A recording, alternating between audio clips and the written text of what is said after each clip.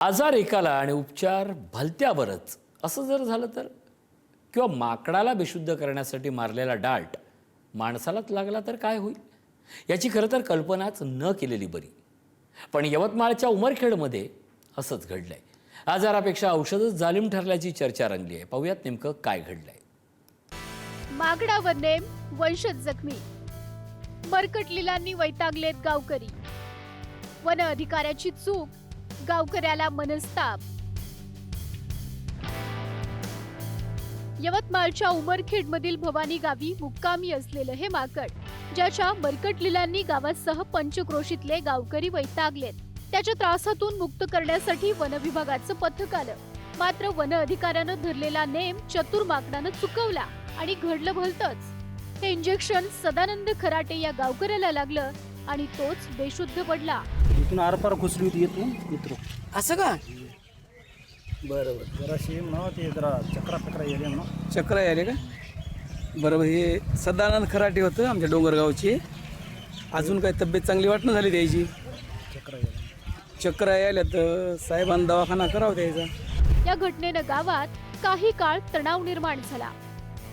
माकडाला जेरबंद करण्यासाठी वन विभागाचं पथक आलं. माकडाला बेशुद्ध करून पकडण्याचा बेत आखला. माकडाला बेशुद्ध करण्यासाठी वन अधिकाऱ्यानं डार्ट मारला. माकड जागेवरून हललं. डार्ट गावकऱ्याच्या पायात घुसला. वन विभागाविरोधात संतापलेले गावकरी आक्रमक झाले. गावात काही काळ तणावाचं वातावरण निर्माण झालं. माकडासाठी मारलेला डार्ट सदानंद खराटेंच्या पायातून आरपार गेला. त्यांच्यावर तत्काळ उपचार करण्यात आले. घटना गेली. वन विभागाचं पथक तिथे दाखल झालं होतं आणि प्रयत्न करत असताना ती व्यक्ती मध्ये आली, पण असं काही सिरियस झालेलं नाही. त्याला ते इंजेक्ट झालं नाही, फक्त पॅन्टला लागलं आहे. आणि प्रिकॉशन म्हणून त्या व्यक्तीला ग्रामीण रुग्णालयामध्ये तिथे भरती केलं होतं, पण असं बेशुद्ध वगैरे तो व्यक्ती पडला नाही. त्यामुळे असं फार असं सिरियस काही घटना घडली नाही. कुठलाही वन्य प्राणी, बिबट असेल, वानर असेल, माकड असेल किंवा अस्वल असेल, तो रेस्क्यू करताना तिथे गर्दी होऊ नये हा एक महत्वाचा विषय त्या ठिकाणी आहे. त्यासाठी पोलीस विभाग, वन विभाग आणि वन्यजीव प्रेमी देखील त्या ठिकाणी मदत करताना आपल्याला दिसतात. परंतु आज ज्या संबंधित वन्य प्राण्याला जो डार्ट मारताना तो डार्ट नजर चुकीने एका व्यक्तीला लागला, तर ही अतिशय चिंताजनक बाब आहे.